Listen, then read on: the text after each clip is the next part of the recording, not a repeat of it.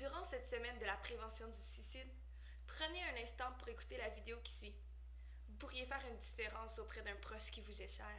Le suicide, un sujet que peu osent aborder, malgré le fait que cette tragédie survient plusieurs fois par jour ici au Québec. Chaque jour, 3 à 4 Québécois s'enlèvent la vie, et ce, sans compter les 80 tentatives de suicide qui sont faites quotidiennement. Le manque de renseignements sur le suicide fait en sorte qu'on n'arrive pas toujours à capter les signes ou les appels à l'aide de notre entourage. Le but de cette vidéo est donc de vous sensibiliser sur les paroles, les comportements, les attitudes particulières ou les manières d'agir envers un proche qui présente des pensées suicidaires. Selon moi, c'est à vous et moi d'intervenir auprès d'un ami, d'un frère, d'une sœur ou d'un proche pour essayer de l'aider à comprendre qu'il y aura toujours une solution à ses problèmes. Nous sommes en vie pour profiter de celle-ci, la vivre pleinement et le plus longtemps possible. Contrairement à ce que certains pensent, le suicide n'est pas une maladie. C'est un symptôme de quelque chose de trop lourd qui ne va plus. En fait, le suicide est l'acte de volontairement s'enlever la vie.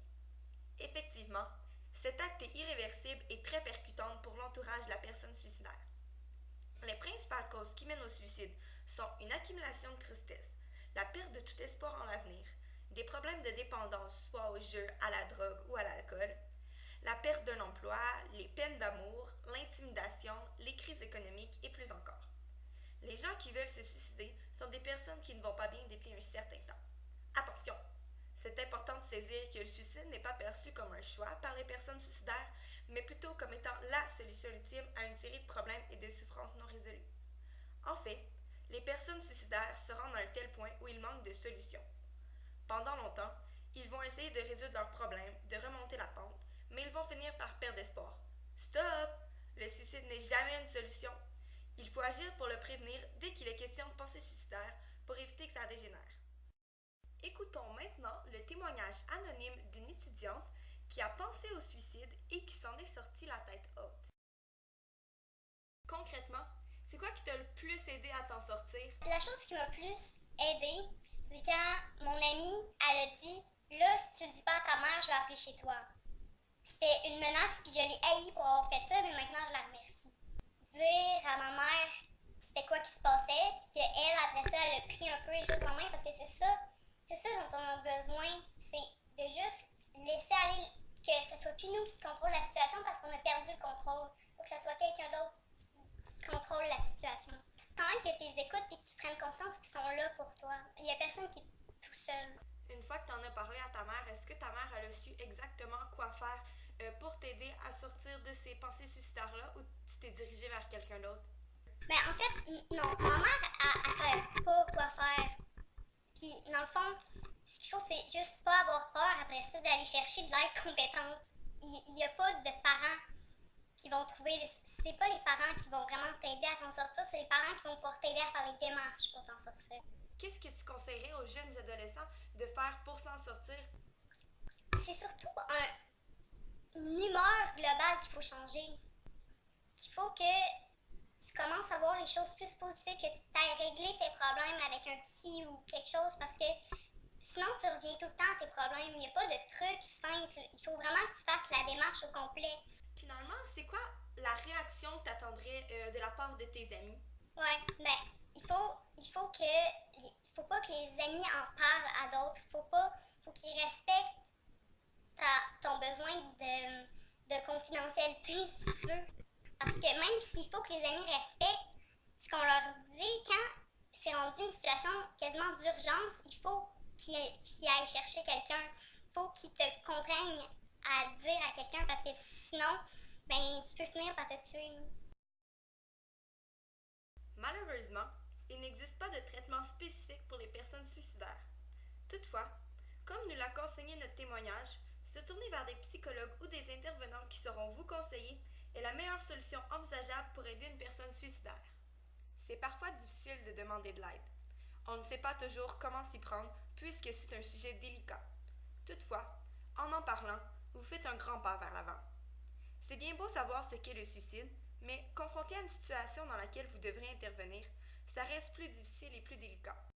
Vous trouvez qu'un de vos amis ne va pas bien du tout ces temps-ci et vous vous inquiétez quant à savoir s'il pourrait avoir des pensées suicidaires? Voici plusieurs conseils qui pourraient vous éclairer. Tout d'abord, Sans nécessairement s'en rendre compte, les personnes suicidaires nous lancent plusieurs signes pour demander de l'aide. Il suffit seulement d'être attentif et à l'écoute des autres pour s'en rendre compte. Plusieurs paroles comme « je veux en finir »,« je vais me tuer »,« vous seriez tellement mieux sans moi »,« je serais bien mieux mort »,« ça ne vaut plus la peine »,« je n'en peux plus »,« la vie ne vaut pas la peine d'être vécue », sont des phrases qui doivent être prises au sérieux. Attention, le suicide n'est pas un sujet de plaisanterie. Nous ne devons pas faire des blagues sur ce sujet. Ce sont des vies d'êtres humains comme vous et moi qui sont en jeu. Pour continuer, essayez de remarquer si la personne en question a des changements majeurs dans son humeur ou ses comportements. L'isolement, l'agressivité, le découragement, les sautes d'humeur, la perte du plaisir, l'intérêt inhabituel pour les armes et les médicaments, la consommation démesurée d'alcool ou de drogue, le don d'objets personnels ou encore la perte d'estime de soi sont tous des comportements reliés aux personnes suicidaires. Des études et des recherches ont été faites pour démontrer ce que je viens de vous énumérer. Toutefois, faites également appel à vos connaissances personnelles de la personne en question. Si un de vos proches ne va pas bien, vous allez sûrement vous en rendre compte par vous-même.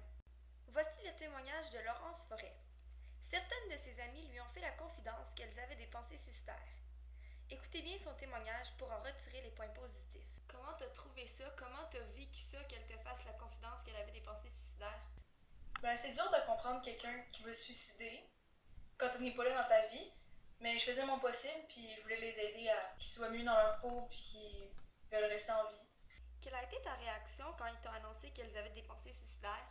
Sincèrement, j'ai eu un choc, là. Je m'attendais pas de ça d'eux. Il y avait une belle vie, il y avait de l'air heureuse dans ce qu'ils faisaient, fait que je m'attendais pas ça d'eux, là. Est-ce que ça veut dire parfois que tu peux en conclure que les gens ils montrent pas toujours comment ils vont puis parfois ils veulent le cacher? Ouais, je pense que la plupart des gens sont réservés par rapport à ça. Et la plupart se cachent. Concrètement, qu'est-ce que t'as fait une fois que t'as su qu'il y avait des pensées suicidaires? Sincèrement, je voulais pas le garder pour moi-même parce que je pensais pas que ça allait être moi qui pouvais changer quelque chose dans leur situation. Que j'allais pas faire un gros impact par rapport à. Je pourrais pas les empêcher de se suicider quand même. On est allé voir la psychologue. On y a dit pour qu'elle fasse quelque chose, puis c'est elle qui a fait les démarches pour les aider. Est-ce que tes amis étaient au courant que tu allais voir la psychologue ou... Non, je l'ai faite par moi-même, puis je leur ai pas dit, ils m'ont appris après.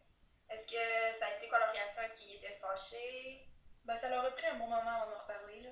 Je pense que c'est la meilleure solution à faire, mais... Finalement, toi, qu'est-ce que tu as fait pour aider tes amis? J'ai été les voir, puis je leur ai proposé des activités, des trucs qui allaient les rendre heureuses.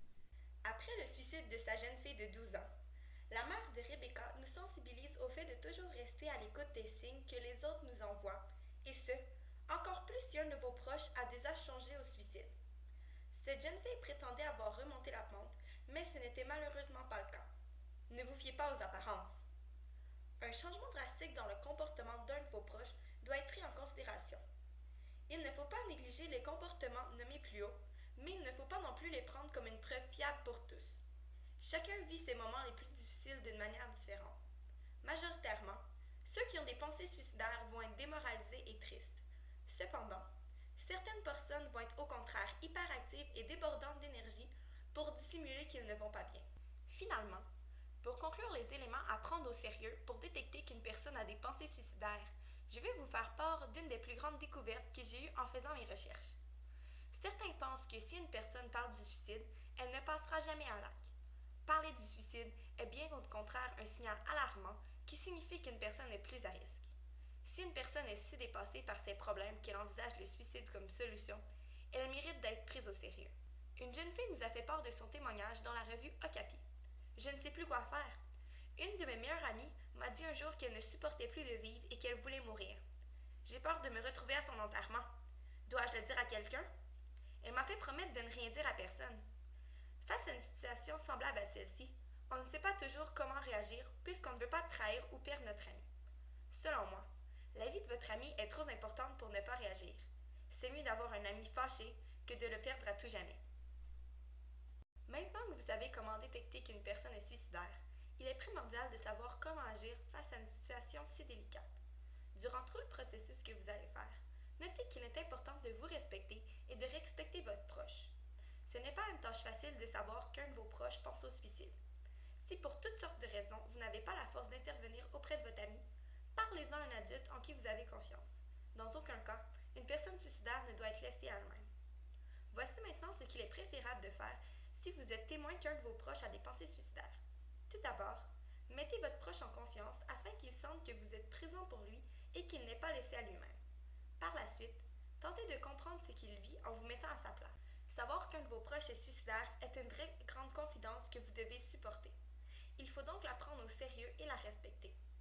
Naturellement, vous allez essayer de faire de votre mieux pour remonter le moral de votre ami et pour lui changer les idées. Mais ce n'est généralement pas suffisant.